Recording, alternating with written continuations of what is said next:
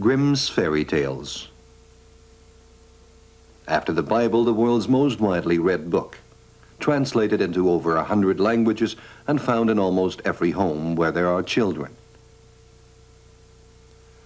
The educational motive of these tales is unmistakable.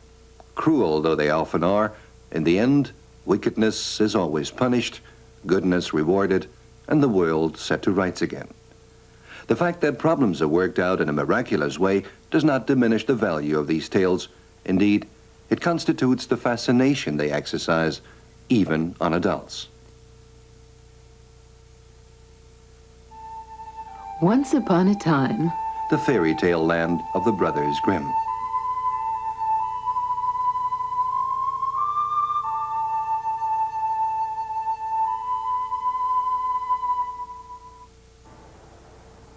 The Brothers Grimm were born in Hanau, a medium-sized town situated on the river Main, not far from Frankfurt. Jacob in 1785 and Wilhelm 1 year later.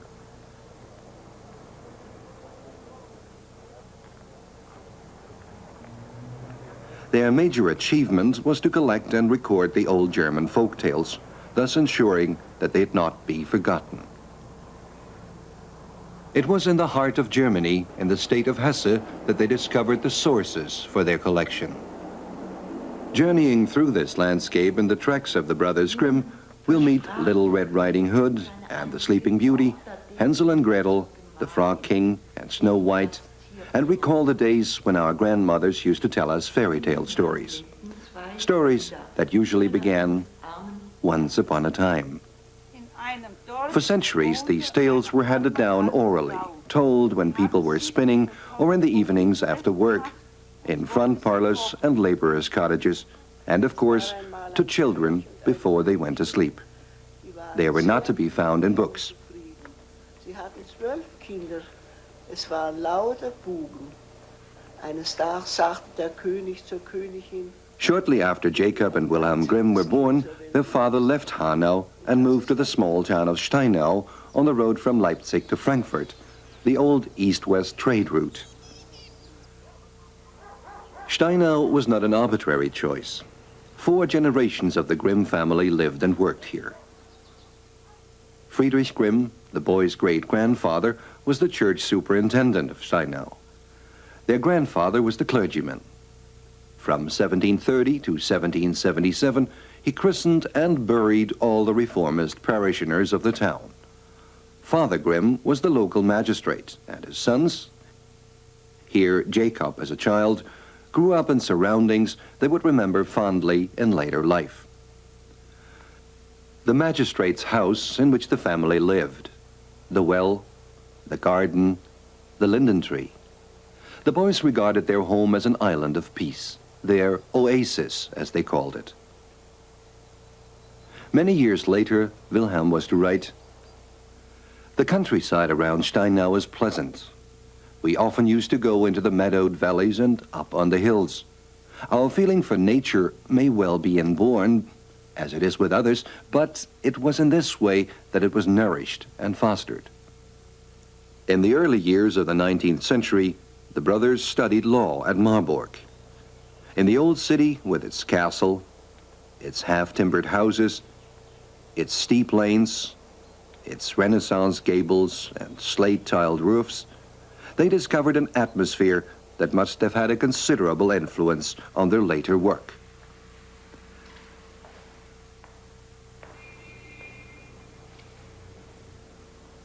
They often went for long walks during their years at university. Wilhelm, in particular, delighted in going out in good weather. And Jacob Grimm penned this praise: "Oh, a splendid landscape, more romantic and beautiful at every step. Mountains and hills decked in every shade of green, meadows and little streams. Before me, a village so veiled in trees, one would not suspect its presence were it not betrayed by the smoke climbing from its chimneys." Inspired by their experience of nature and the landscape and by the themes of folklore, the brothers wrote, "Man has been given a good angel, who, when he sets out in life, will accompany him in the familiar form of a fellow wanderer, This benevolent companion is the inexhaustible asset of folk tales and legends. At the home of their revered professor of jurisprudence, Friedrich Karl von Savigny, they made the acquaintance of Clemens Brentano and Achim von Arnim. These two writers were working on a collection of old German songs with the title Des Knaben Wunderhorn. This meeting was the stimulus. Jacob and Wilhelm Grimm now started their own collection of songs, legends, and folk tales. 1812 saw the publication of the first volume of their Kinder- und Hausmärchen, but it was to be 7 years before all 900 copies of the edition were sold. That was a disappointing start, but the Grimm brothers pressed on with their task. Jacob Grimm circulated an appeal to others to participate in the work of collection. This was the first public appeal ever made in the field of folklore studies. Sadly, the response failed to match his expectations. The circular was not immediately successful. But whatever tales the Grimms heard told in farming families and middle-class homes, from teachers and storytellers, they wrote down, retaining their original flavor, the fascination of the simple, symbolic language in which they were related. Close by the king's castle was a large, dark forest, and in this forest, under an old linden tree, there was a well. On very hot days, the king's daughter would go out into the forest and sit on the cool rim of the well. And when she was bored, she would take her golden ball and throw it up in the air and catch it. This was her favorite plaything. Now one day it happened that the golden ball did not fall back into the hand she was stretching up for it, but straight into the water. The princess followed it with her eyes, but the ball vanished, and the well was deep, so deep that the bottom could not be seen. The Frog King is the first story in the first volume of the Grimm brothers collection, and it's one of the best known. Your clothes, your pearls and jewels, and your golden crown mean nothing to me. But if you will love me, and let me be your companion and playmate, sit with you at your little table and eat off your little golden plate and drink from your little glass and sleep in your little bed, if you promise all this, I shall climb down and bring you back your golden ball. The frog's speaking with a human voice because he's been bewitched. Goat kids emerging intact from the wolf's stomach, apples talking from trees, and loaves of bread from the oven, tales told to children ever since they first started listening.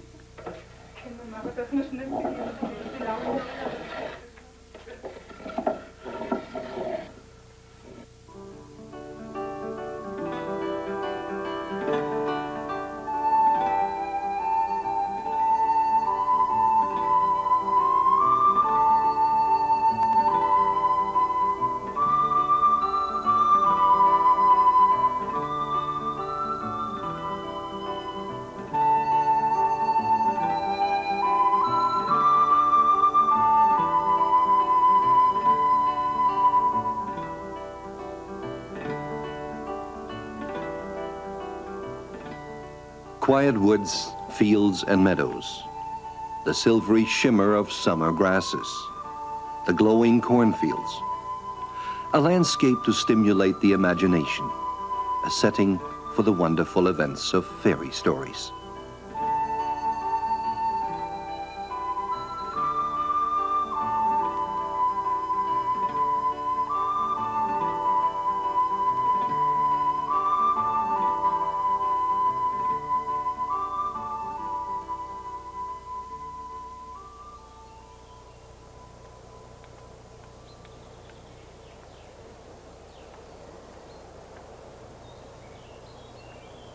A town straight out of a picture book. Here is the atmosphere of the tale of Rapunzel. Rapunzel was the most beautiful child under the sun. When she was 12 years old, the sorceress locked her into a tower which had neither stairs nor doors, only a small high window at the top. When the sorceress wanted to enter, she stood below and cried, "Rapunzel, Rapunzel, let down your hair." Rapunzel had wonderful long hair, as fine as spun gold. And when she heard the voice of the sorceress, she unfastened her braids and wound her hair around a hook on the window. Her tresses fell down 20 ells, and the sorceress climbed up on them.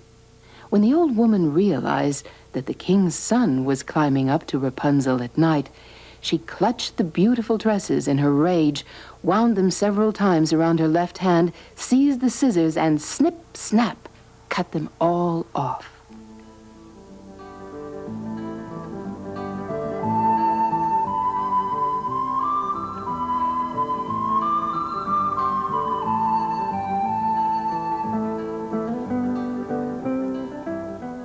Here are the rivers and streams of Grimm's fairy tales, the forests and meadows, the towns and villages, and, above all, the palaces and castles in which lived the noble princes and the beautiful princesses.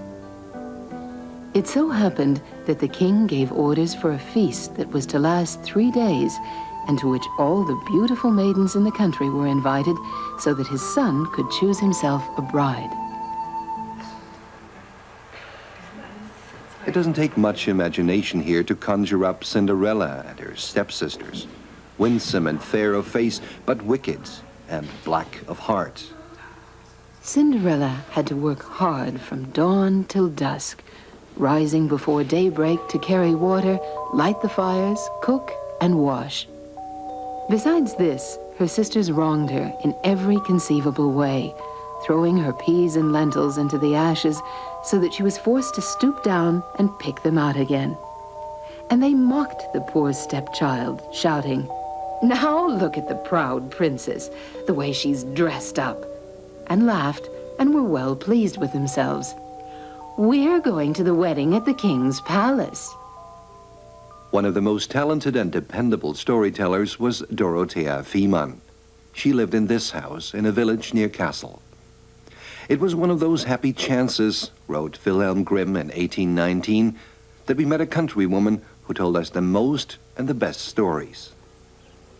The house has now been renovated, and the street names are reminiscent of Grimm's fairy tales.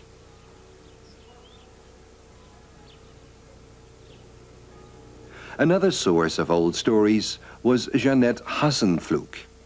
She was one of the brothers' circle of friends in Kassel. And then there was Dragoon Guard Krause, who lived in this little village. We know from his letters that he told the Grimm brothers stories and was rewarded with gifts of cast-off clothes. From 1798 to 1830, apart from their student years, Jacob and Wilhelm lived in this house in Kassel. The years in Kassel were largely devoted to collecting folk tales, a task in which they were helped by their large circle of friends. This is the manuscript copy of the first edition of 1812, with annotations by the Grimm brothers and notes on who told them the stories and when and where. From Männchen, 20th October 1811. Männchen was Wilhelmina von Schwerzell. Wilhelm Grimm often visited her and her family in the manor house at Willingshausen. Friederike Mannel was another member of the circle. She was the daughter of a clergyman in a village in the Schwalm Valley. This note says, Dortchen, 19th of January, 1812. Dortchen was Dorothea Wild, one of the most industrious collectors of stories. She was later to become Wilhelm's wife. In the home of the von Baumbach family at Nentershausen, she recorded some attractive tales to bring back to Kassel. And it was Dorothea who discovered one of the best-known stories in the Grimm collection, Hensel and Gretel.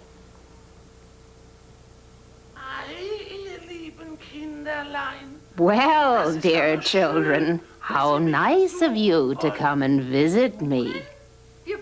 Well, we didn't come to visit you. We're lost. And we hope you'll show us the way home. Oh, yes, of course. And what are your names? I'm Gretel. And I'm Hansel. Hansel and Gretel. I see.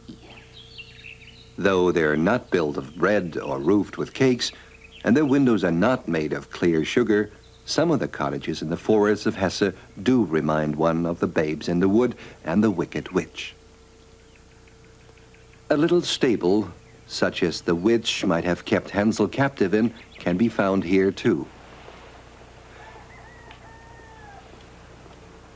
In some Hesse villages, women still bake their bread in the old bakehouses, with ovens like the one in which the old woman wanted to cook poor Hansel.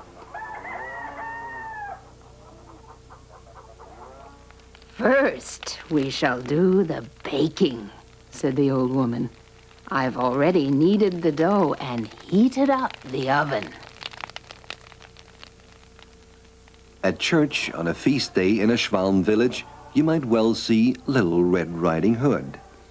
Once upon a time, there was a dear little girl who was loved by all who set eyes on her. She wore a little cap of red velvet, and because it suited her so well that she never wore any other, she was called Little Red Cap. One day, her mother said, "Come, Little Red Cap, here is some cake and a bottle of wine. Take them to your grandmother. But mind how you go, and don't stray from the path, or you'll fall down and break the bottle, and there would be nothing for Granny."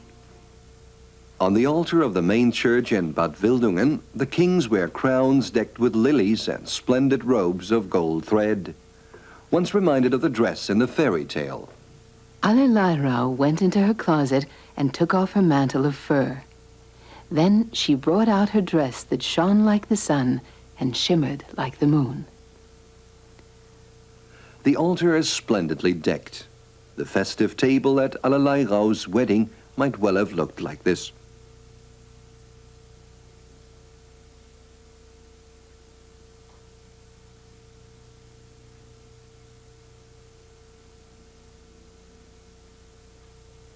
And here we see that faith and imagination transformed the earth into a fresh green meadow and the sky into a golden paradise. A tiny fragment of this paradise is captured and held very fast in the words, And they lived happily and contentedly ever after.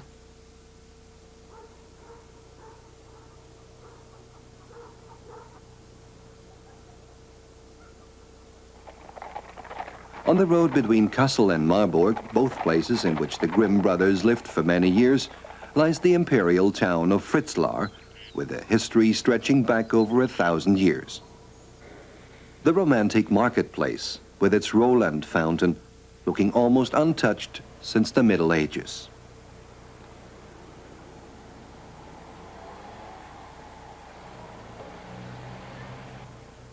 Below the old stone bridge between the Eder and the Mühlbach, everything seems to be just as it was 200 years ago when the Grimm brothers were born. Chickens and turkeys, ducks and geese stray along the riverbanks.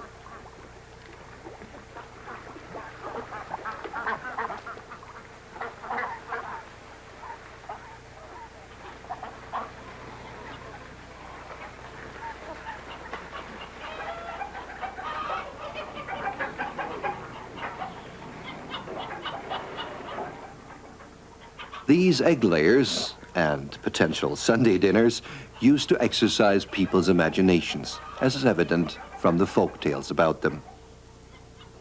Once upon a time, a rooster and a hen decided to travel. The rooster built a handsome cart with 4 red wheels and harnessed 4 mice to it. The hen got in with the rooster, and off they drove.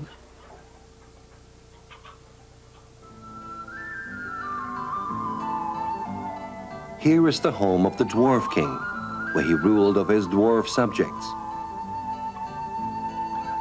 Is this perhaps the realm of the giants? As he was sitting there, a great giant came over the hill. "Do you see that ogre there?" said the father, intending to scare his son into being good. "He's coming to take you away."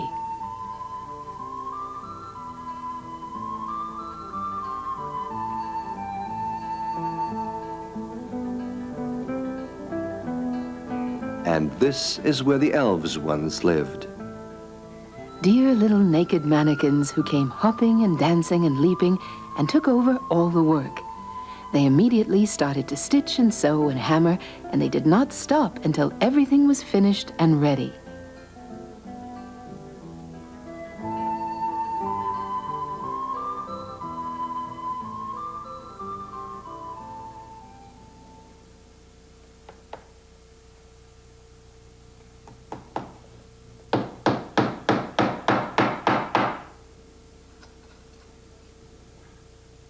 Only a generation or so ago, work was indeed very hard in the villages of Hesse.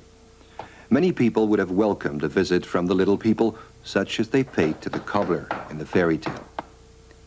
A shoemaker had become so poor that he had nothing left but the leather for one pair of shoes. He cut them out in the evening and then went to bed, intending to continue his work the next morning. But when he got up to start work, there stood the shoes on the table, already made and nicely finished.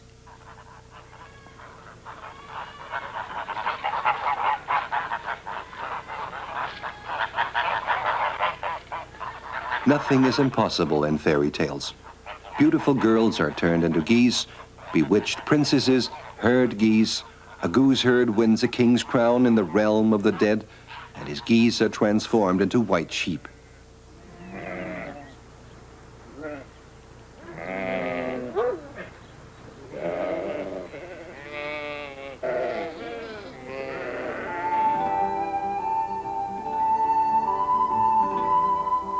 Dwarfs live under roots. Weird rocks are really princes turned into stone, or giants. In fairy tales, the underdog is given a chance. Little Däumling survives perilous adventures to win the king's daughter and a sack of gold.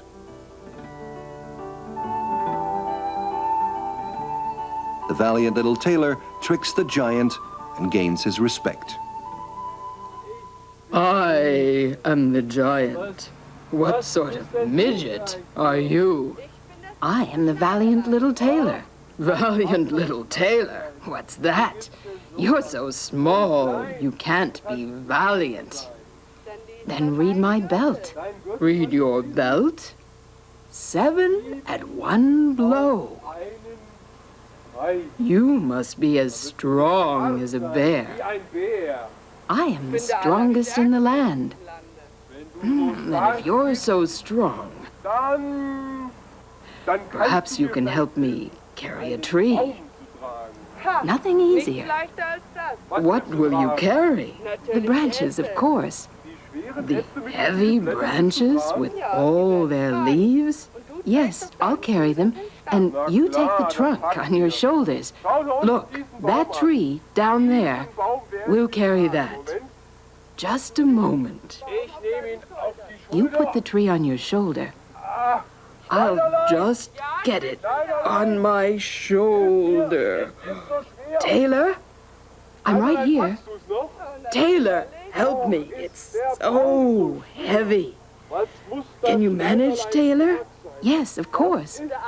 How strong the tailor must be.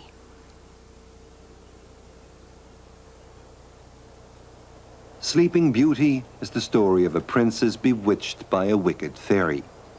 It could have been at the Sababurg, near Kassel, that she lay in 100 years' sleep. All around the palace, a hedge of thorns began to grow.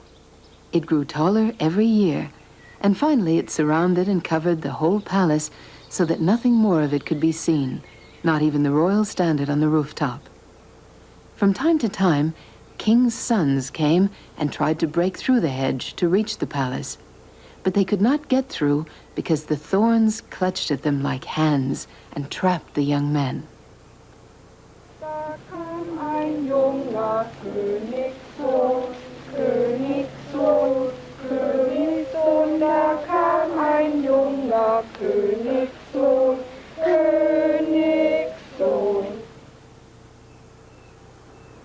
In the 15th century, the Landgraves of Hesse laid out a park for wild animals in the fields and meadows below their hunting lodge. There's a modern-day zoo at the Sababurg now.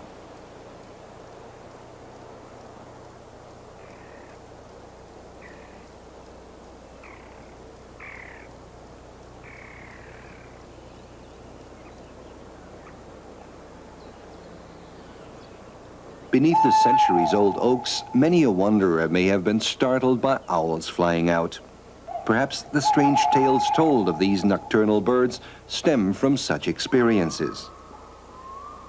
A few hundred years ago, a strange event occurred. By some chance, one of the great owls, known as horned owls, flew from the neighboring woods into a barn in the town and did not dare to fly out of this retreat again. When the servant entered the barn the next morning, he was so terrified at the sight of the owl that he ran away and told his master there was a monster in the barn.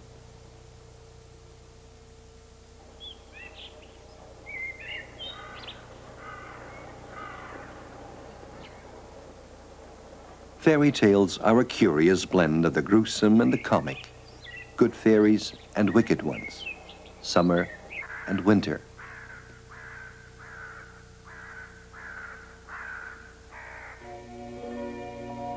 In winter, when the snow lay deep on the ground, a poor boy had to go out with a sledge to fetch wood. And when he had gathered the wood, he was so frozen with cold, he did not want to go home until he had made a fire and warmed himself a little. He scraped the snow away, and when he had cleared the ground, he discovered a tiny golden key. Where there is a key, there must be a lock, he thought. So he dug into the earth and found a little iron chest. If only the key would fit, he thought. No doubt there's something precious in that chest. He tried it, and the key fitted exactly. So he turned it once, and now we must wait till he has finished unlocking it and opened the lid, and then we shall find out what wonderful things lay in that little chest. The tale of the Golden Key is the 200th and the last of Grimm's fairy tales, tales which are still read and related all over the world. The collections and scholarly studies of the Brothers Grimm were of great value in rescuing German folklore from neglect. The Grimms did pioneer work for the history of literature.